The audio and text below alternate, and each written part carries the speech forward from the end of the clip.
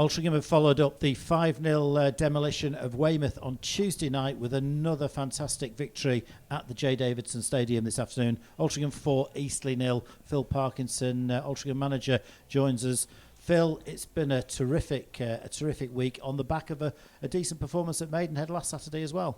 Absolutely. I mean, the lads are showing it extremely well, aren't they? The discipline they're demonstrating defensively is giving us a real platform for our dangerous front players to exploit other teams, and that's certainly been the game plan since we've had a little change around. But it's always been the game plan with any Altrincham team that we've set up to be really difficult to beat, to retain the ball well, and to use the players that we've recruited to play to their strengths, to be really creative, a goal threat. And as I said to you, I want to be entertained when I come to football matches, so that's why we always persevere with wingers. They can blow hot and cold, but they're certainly blowing hot at the moment.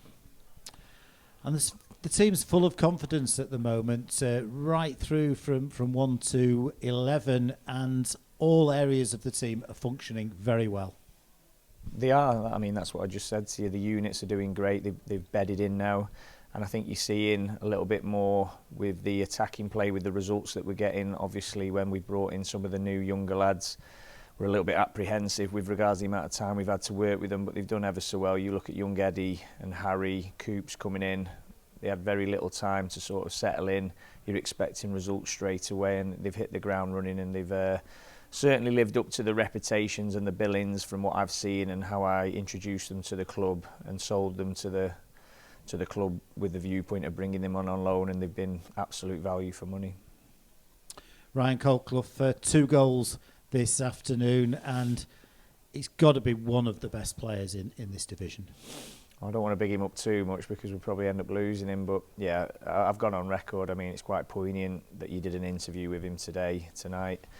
And one of the biggest parts of my job was to make sure that he stays on track and he does what he needs to do on the pitch. And Ryan's more than upholding his end of the bargain with regards what he's producing for us. As I've gone on record of saying, he could have gone in the window. He wanted to repay a really tough time for us, the commitment that we've shown him. And when you see that kind of character, it's very inspiring in the changing room around the football club, because let's not make any bones of it, he should be playing in the Football League. And that's difficult for Ryan as well. That's very difficult for him to get his head round for circumstantial reasons that he's here. But if he keeps on doing what he's doing, then, although I'm saying I don't want him to go, listen, I'll drive him to the right Football League club, because he's done absolutely brilliant for us. But if we can keep him here with the other front lads that we've got in particular, build on what we've got as well, that youthful foundation that we've got now, which we've been trying to do. We knew we were in a bit of a transitional period, a bit of a rebuild during the season. Then we can go into next season really strong, but I'm not going to count my chickens before they're sort of laid, count my eggs before they're laid, sorry, because we know what size club we are in this division, and the allure of other teams we've seen with our own physio going to Wrexham, for example. It is difficult for us to keep hold of our assets, but we'll do whatever we can to do that. But someone like Ryan, you're seeing out there what he's producing. He's not just scoring, he's assisting, he's working really hard. They're all the attributes that I'd be looking for if I was looking for a top winger. And Jordan Hume, he's an absolute menace for defenders. He just doesn't give them a moment's peace throughout the 90 minutes. That must be very, very difficult to deal with. Well, when we speak about the young lads we brought in, that experience of Jord, I mean, I come under a little bit of scrutiny on that when we bring in Jordan back, because he'd not been scoring, he'd not been in the team, he'd been out on loan at lower division clubs in the MPL from Fylde, so people were looking at it as a bit of a risk, but it was never a risk for me. Jordan was never going to let this football club down in terms of his work rate, his ethic, the bits you're touching on there. But the bit that I truly knew with Jordan is if you play him and you persevere with him, and you believe in him, he'll produce, he'll create, and he'll score your goals, and he's a nuisance. He punches above his weight in the air, on the floor, in contacts. And when you've got a Jordan Hume firing on all cylinders, he's great on the pitch, but the bit that everyone knows anyway, he's a brilliant character off it as well. He's like what I would call a glue man. He brings people together, and you want to be around that type of personality, as annoying as he is at times, but he's a great, great lad. And we're now up to 40 points. took us a long time. We're stuck in the sort of mid-20s for a long time, but we've really started picking up points in recent weeks, and that's a real milestone. Exactly. I mean, what did we get last year? Was it 47? I know I asked that, I'm sure it was 47, but we set, listen, it was always 50. Could we get to 50 really quick, which we looked like we were on the right road to do that in terms of the early season form. But I always knew, and I've said it so many times, I bore myself with the amount of times I say it, but people seem to forget the teams that we played over that couple of month period when we were probably not as strong as well, with COVID, with injuries.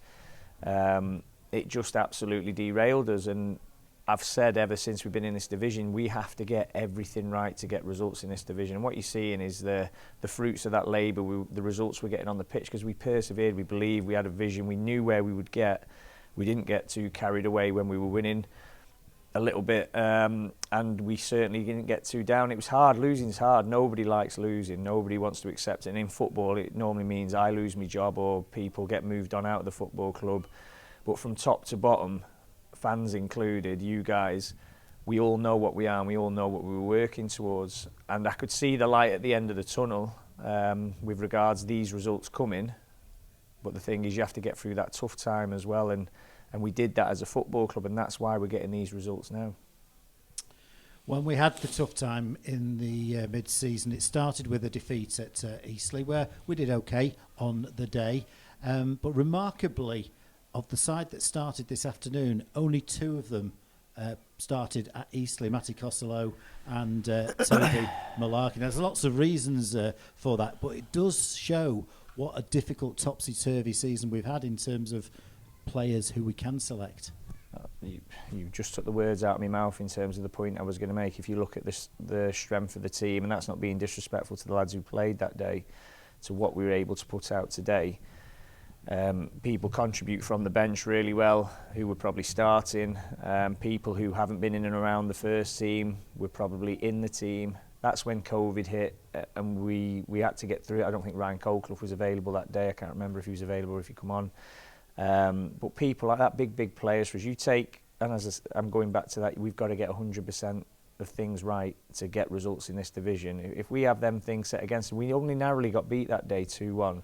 But that was the start of a sort of a snowball effect with regards COVID striking and having to play against Solihull under the lights, pulling in new recruits on the day, and then rules changing because of what we went through from the league, where teams didn't have to play within that kind of notice and the amount of players that we had available.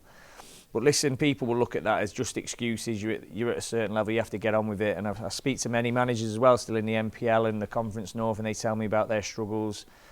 But the thing is that I sort of can hold on to is when we've struggled against Grimsby, Stockport, Southend, big football clubs at this level, Wrexham. So when people are saying they're struggling, we're struggling at the highest end of non-league against the best, well, what people are telling me is the best national league that's been.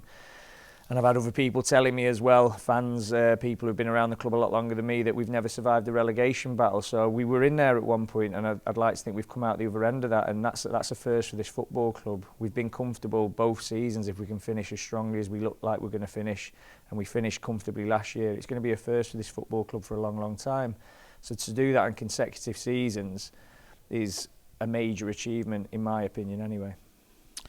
And two fantastic challenges coming up now. Southend United away, our first ever visit to Roots Hall, and then Chesterfield here. That'll be the first time that Chesterfield fans have had the chance to visit the J. Davidson Stadium.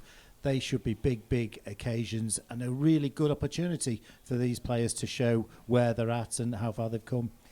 Every time you step foot on the pitch at the National League level is an opportunity for players. It doesn't matter if we play in Dover or Stockport County, the big occasions for this football club, because, as I said to you previously, we've been a bit of a yo-yo club in this division, haven't we? We've never been sustained in this division for a long period of time, and that's what we want to do and then go again.